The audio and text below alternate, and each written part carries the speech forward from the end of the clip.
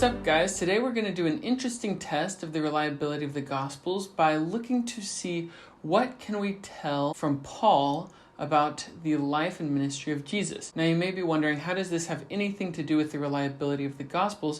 But interestingly, most people would actually date Paul's letters to before the Gospels were written. And so based on this dating, Paul would not actually know any of the information from the Gospels. And so things that Paul reveals about Jesus that match the Gospels show that the Gospels aren't just making it up. Also, on the internet, I come across atheists who argue that Paul didn't know anything about Jesus' life and ministry, and that in Paul's letters, Paul never said anything about the life of the earthly Jesus. This is just blatantly false because in Paul's letters, there are numerous references to the life and teachings of Jesus, and so that's what we're going to look at today. But first, let me just point out that we wouldn't expect Paul to mention everything from Jesus' life that's mentioned in the Gospels because Paul is writing letters. He's not writing a gospel.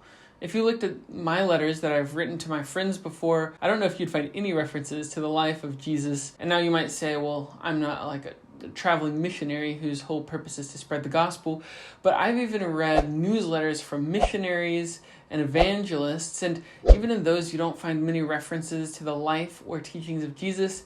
And so I don't think that it's uncommon at all to not find every aspect of the life of Jesus in Paul's letters, and that does not give any evidence that Paul didn't know Jesus' life or teachings. But interestingly, Paul does actually give us a lot of information about Jesus' life and teaching. When dealing with the historical facts that Paul gives concerning the life and teachings of Jesus, it's important to remember that Paul personally knew Jesus' closest disciples and Jesus' brothers. This fact shows that Paul has a direct link from Jesus to Jesus' disciples and brothers to Paul. And so when Paul tells us teachings or historical facts about Jesus, it's not like he's just making them up on the fly. He's getting them from the most credible eyewitnesses that historians could hope for. So today I'm going to deal with the question of what would we know about Jesus if all we had were Paul's letters. We didn't have the Gospels. I'm only going to look at Paul's uncontested epistles, meaning the letters that everyone agrees were written by Paul. So let's dive right in and look at what we can know about Jesus from the letters of Paul. We'll start by looking at what we can know about Jesus' birth.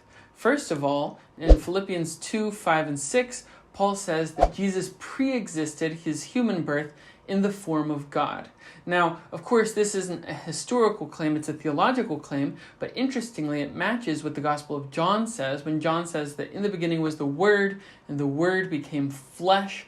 John also believed that Jesus pre-existed in the form of God, but then was made into a human. And so the fact that Paul has this long before the Gospel of John was ever written shows that this is a teaching that pre-existed the Gospel of John. Paul also says that Jesus had a human mother, which you wouldn't naturally expect from someone who is a God, and so that matches the Gospels. Paul says that Jesus was a Jew by saying that Jesus was a descendant of Abraham and that he was born under the law. Paul says that Jesus was a descendant of David, and this is something that the Gospels heavily emphasize. Paul says that Jesus had a brother named James, and Paul also says that Jesus had other brothers as well. So we can actually get a number of key historical details about the birth of Jesus. Not only does Paul talk about the birth and ancestry of Jesus, but he also talks a lot about the teachings of Jesus. And not only does he give the same kinds of teachings as Jesus, but he clearly explains that these teachings come from Jesus. So for example, Paul claims that Jesus taught against divorce, appealing to Jesus' teaching. Paul teaches that those who preach the gospel should get wages for their work, and he says that this comes from the teaching of Jesus. Another interesting teaching of Jesus that Paul points out is the idea that Jesus is the apocalyptic Son of Man from Daniel 7. I had an entire video about this, and feel free to check it out, but basically, Jesus in the Gospels, when he calls himself the Son of Man, he is identifying himself as the apocalyptic Son of Man from Daniel 7. We see this clearly when Jesus says, "You shall see the Son of Man coming on the clouds." This harkens back to Daniel 7:13, which says that Daniel saw one like the Son of Man coming on the clouds. Interestingly, Paul gives a similar description for Jesus in 1 Thessalonians 4:15 through 17. He talks about when Jesus comes, Christians will meet him in the clouds. And so what he's doing is identifying Jesus as this figure from Daniel 7. But not only is Paul identifying Jesus as this figure, but he says that this teaching came from a word of the Lord, which means he is saying that this is what Jesus himself taught. Paul also recounts the story of the Last Supper, in which Jesus identifies himself as a sacrifice on their behalf. So this shows the teaching of Jesus, that Jesus is dying a sacrificial death on their behalf. There are also hints of Jesus' teaching in some of Paul's other statements, like when Paul talks about faith to move mountains. This harkens back to Jesus' teaching, or Paul's theology about being saved through faith goes back to Jesus' statements about being saved by faith. So Paul clearly has a lot of information about Jesus' teachings that aligns very nicely with the Gospels. Paul also gives a lot of information about Jesus' later ministry and death. For example, regarding Jesus' later ministry, Paul reveals that Jesus wasn't married. Now, this argument is actually a really interesting one because he doesn't straight up say that Jesus wasn't married, but he indicates as much. He says, "Do we not have a right to take along a believing wife, even as the rest of the apostles and the brothers of the Lord and Cephas?"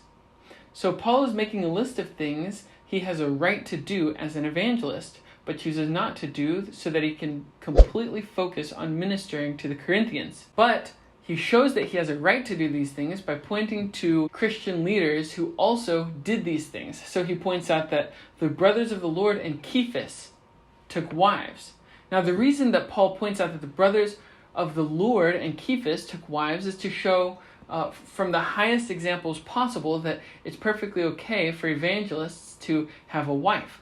However, if Jesus had a wife, surely Paul would have mentioned not just the brothers of the Lord, but that the Lord himself had a wife. And so the fact that he doesn't mention that the Lord had a wife, but instead just mentions that the brothers of the Lord had wives, this indicates that Jesus was not married.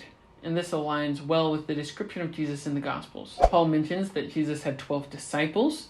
Paul also mentions that Jesus was betrayed and that this betrayal took place at night. He also mentions that it was the same night when Jesus instituted the Lord's Supper, known as the Eucharist. All of these details align well with the Gospels. Paul also says that Jesus was killed by Judeans or Jews, depending on how you translate it, and this aligns nicely with the Gospels. Paul mentions numerous times that Jesus was crucified.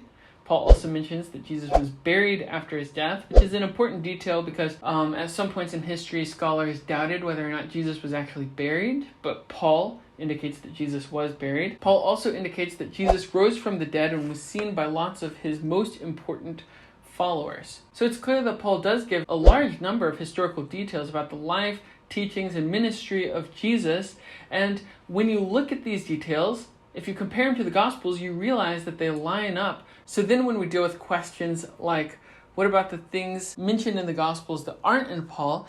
Well, given the clear pattern that the Gospels line up with Paul, it's pretty clear that the information given in the Gospels goes back to an earlier time than the Gospels. It's not like the Gospel authors are just making things up on the spot. Also, it's clear that Paul really is familiar with a lot of details concerning the life and teachings of Jesus. So when atheists say that Paul didn't know anything about Jesus, this is just blatantly false because of all these historical details included in his letters. Now, I will admit that there is one detail which doesn't align perfectly with the Gospels, and that's when Paul talks about the resurrection tradition. He doesn't mention Jesus' appearance to women, which all of the Gospels emphasize.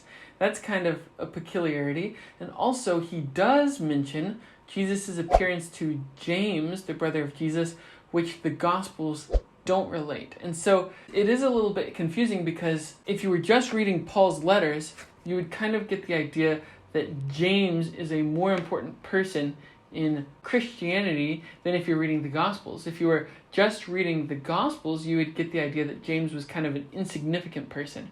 So that's kind of one interesting peculiarity that scholars debate the reasons for. However, if you look at the overall picture, you see that the information about Jesus that Paul gives us does align very nicely with the Gospels, and this debunks the idea that Paul didn't know anything about Jesus or that the Gospels are just making things up on the spot. Thanks so much for watching. Be sure to smash that like button, smash that subscribe button, smash that bell notification, and comment. Even if you don't know what to comment, just comment to help out the YouTube algorithm. I'll catch you in the next video.